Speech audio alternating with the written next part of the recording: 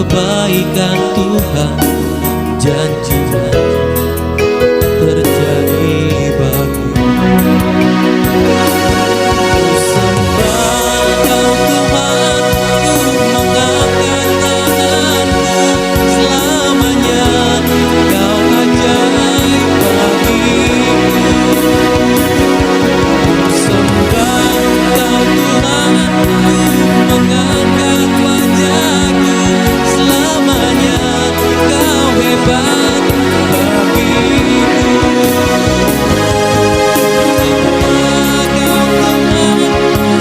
Mengangkat tanganku, selamanya Kau hebat bagiku. Ku sembah Kau Tuhan, ku mengangkat wajahku, selamanya Kau hebat bagiku. Selamanya Kau hebat, selamanya Kau hebat, selamanya Kau hebat bagiku.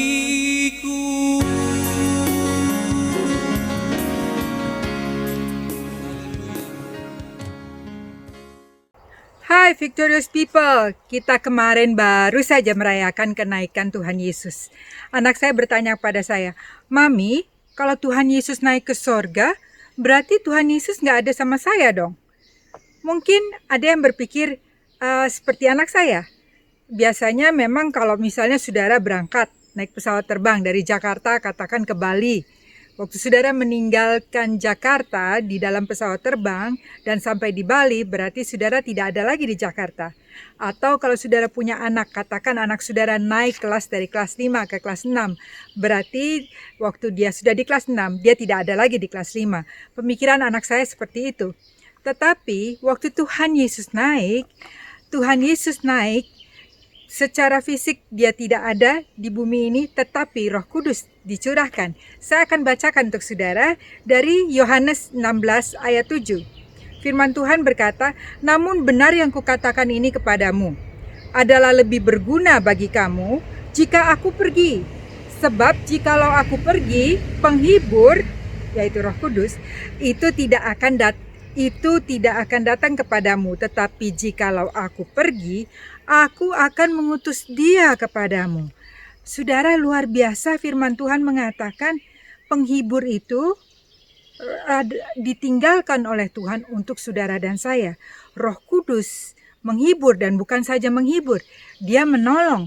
Roh Kudus adalah seseorang pribadi, bukan hanya seperti bayang-bayang atau apa ya, mungkin itu benda atau apa. Enggak. Roh Kudus adalah pribadi.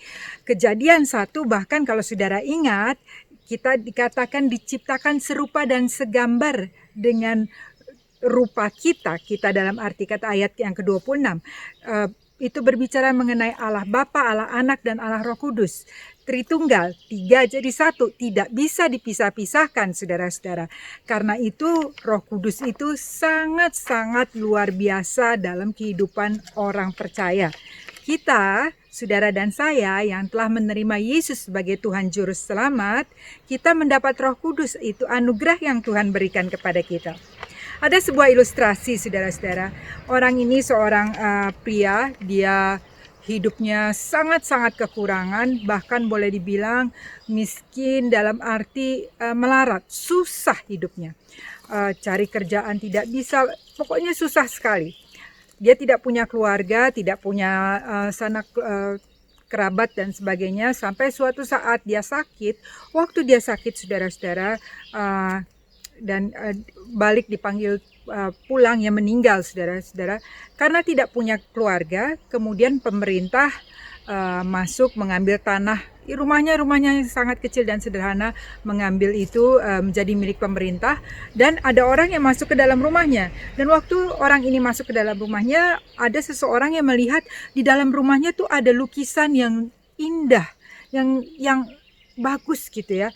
Kemudian orang itu cari tahu tentang lukisan itu. Singkat cerita, saudara-saudara, ternyata lukisan yang ada di dalam rumah orang bapak ini adalah lukisan yang sangat valuable, yang sangat berharga. Kemudian lukisan ini dilelang, saudara-saudara. Dan saudara, waktu lukisan ini dilelang, ternyata lukisan itu dapat dijual dengan harga yang tinggi sekali, sampai US dollar ratusan ribu ya, saudara-saudara. Saya hanya membayangkan, kalau saja bapak ini, saudara, dia tahu harga daripada lukisan tersebut dan dia jual lukisan tersebut, saya pikir dia pasti bisa menghidupi kehidupannya, dan bukan itu saja, dia bisa menjadi berkat buat banyak orang. Tetapi karena dia tidak menyadari value daripada lukisan itu, sehingga lukisan itu ada di dalam rumahnya, dan ya dia hanya tidak merasa itu sesuatu yang berharga, saudara. Demikian juga dengan kehidupan saudara dan saya. Kalau kita mempunyai Roh Kudus dan kita tahu ada kuasa di dalam Roh Kudus, wah, itu dahsyat sekali. Hari ini saya mau jelaskan lebih lagi tentang kuasa Roh Kudus. Mari kita lihat dari Kisah Rasul 1 ayat yang ke-8. Anak saya bertanya seperti ini, saudara. Dia berkata, "Mami, kenapa Tuhan harus kirim Roh Kudus untuk saya? Dia kan Tuhan. Biarpun dari tempat yang jauh, kalau Tuhan mau protek saya, kan dia bisa. Kalau Tuhan mau berbuat sesuatu, kan bisa. Kan dia Tuhan." Jujur saudara, saat waktu itu saya ditanya, saya bilang, "Tuhan, please help me to answer that question."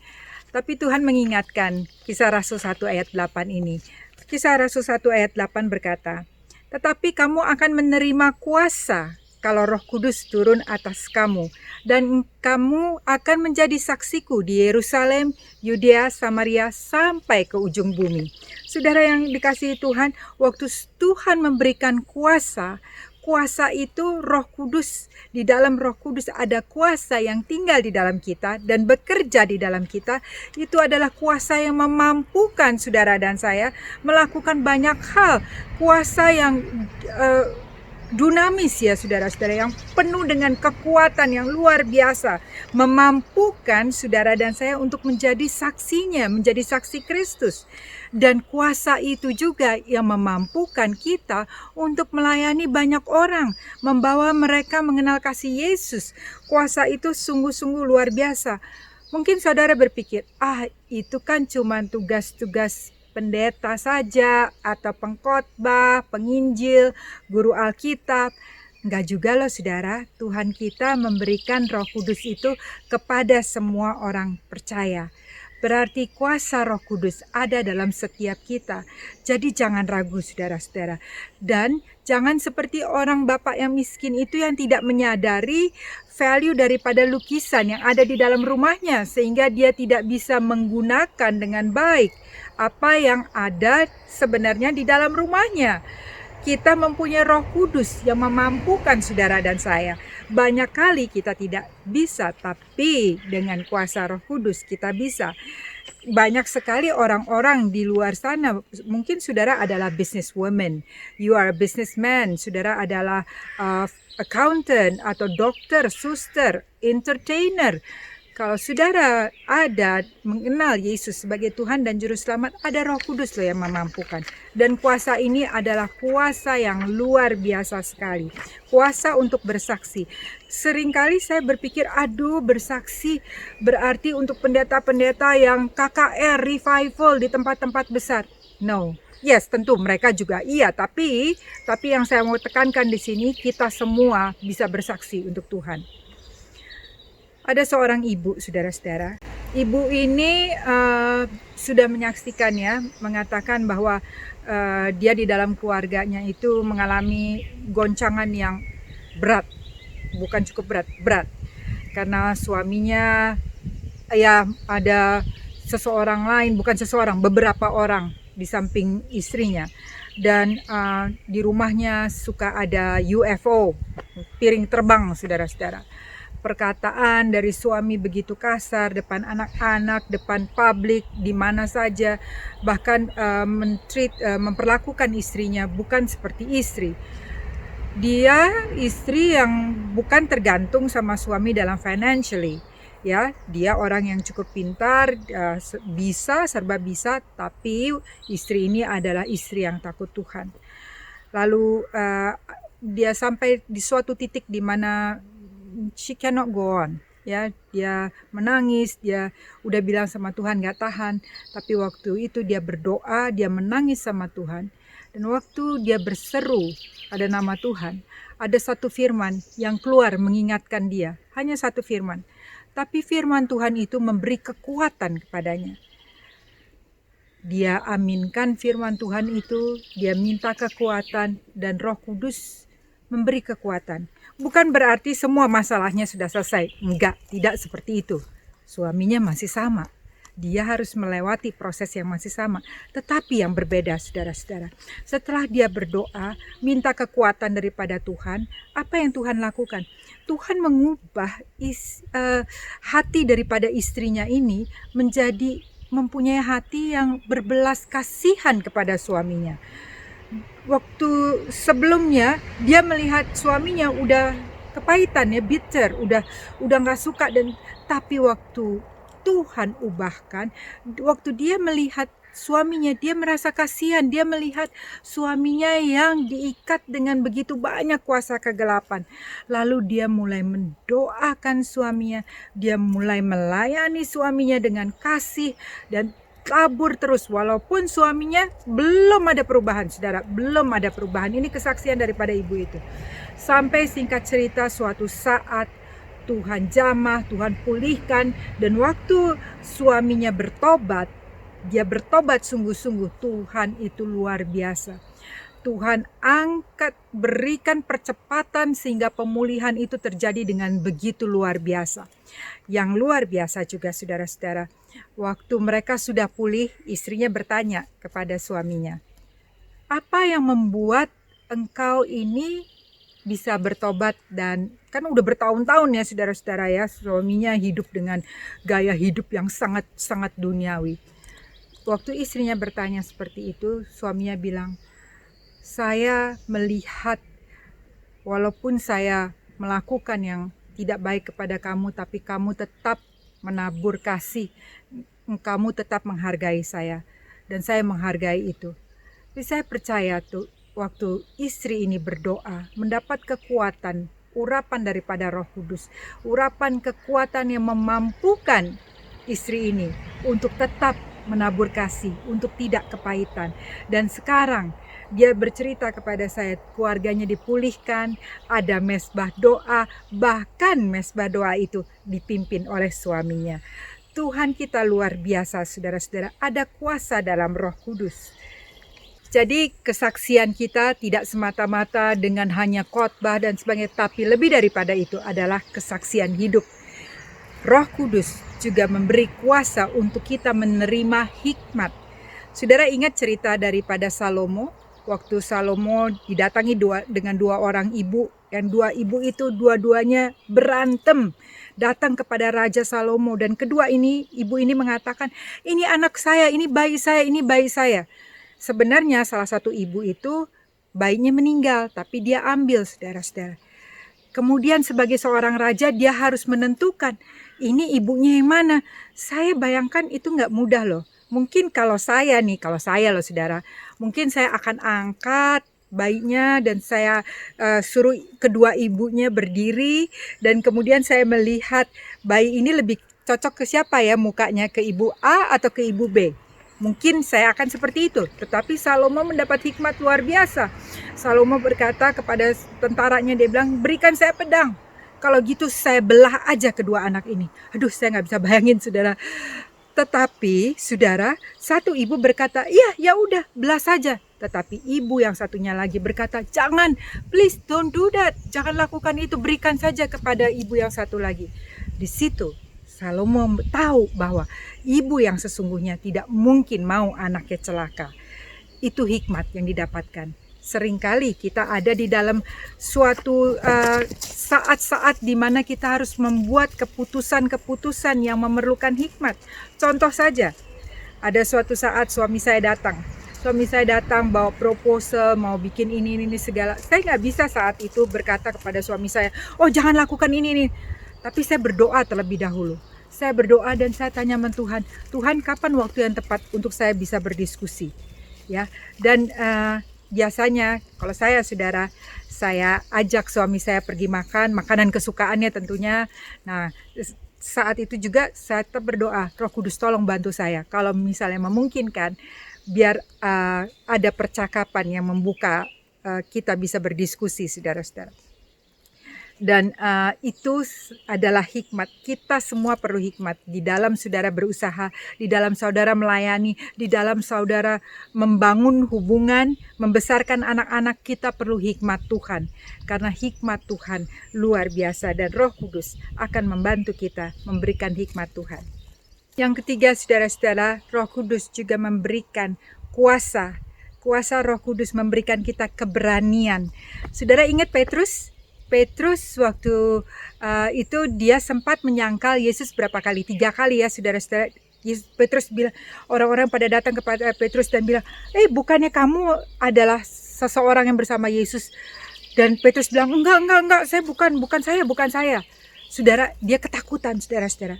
Tetapi waktu dia telah menerima Roh Kudus, wah, Petrus luar biasa. Dia berkhotbah dengan semangat, dengan perkasa, dengan berani, saudara-saudara.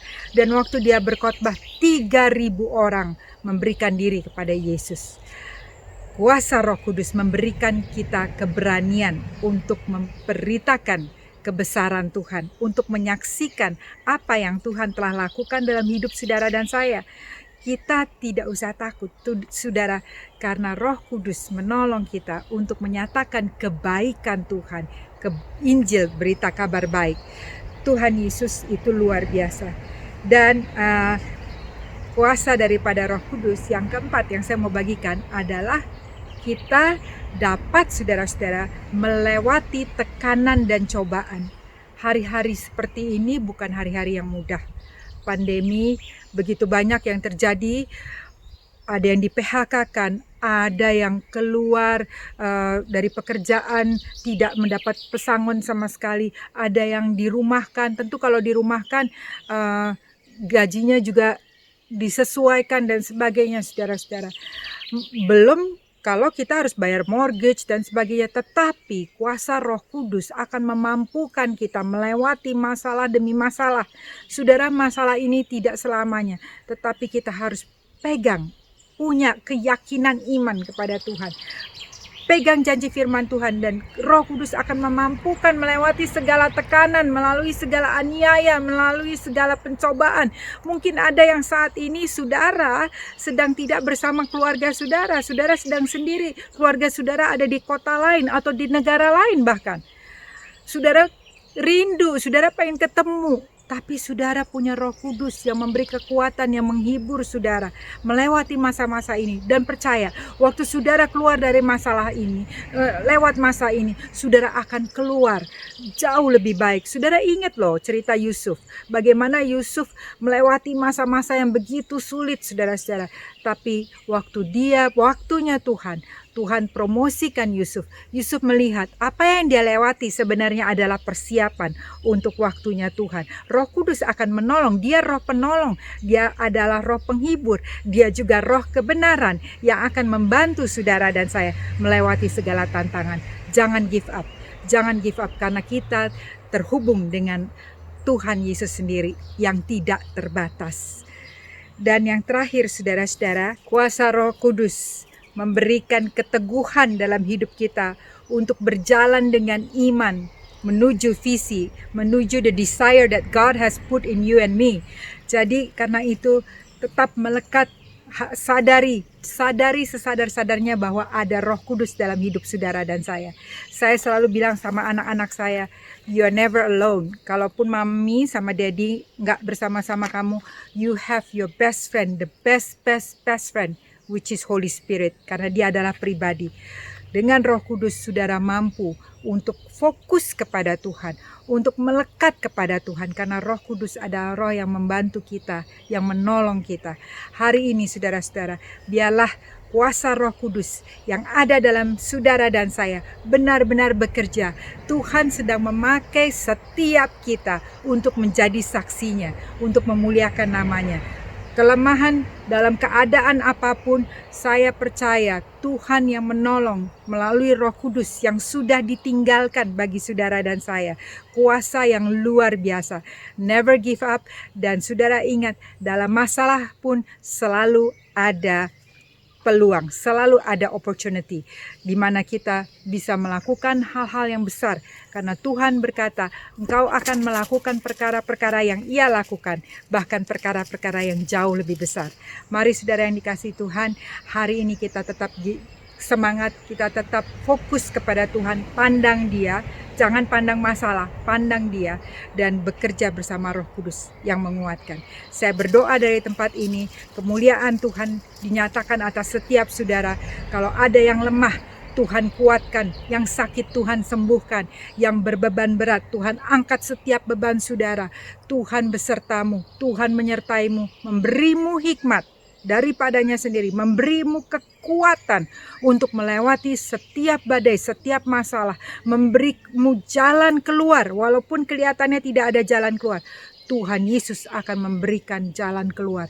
Jangan takut, jangan takut. Percaya kepada Tuhan, percaya Tuhan berperkara. Tuhan Yesus memberkati.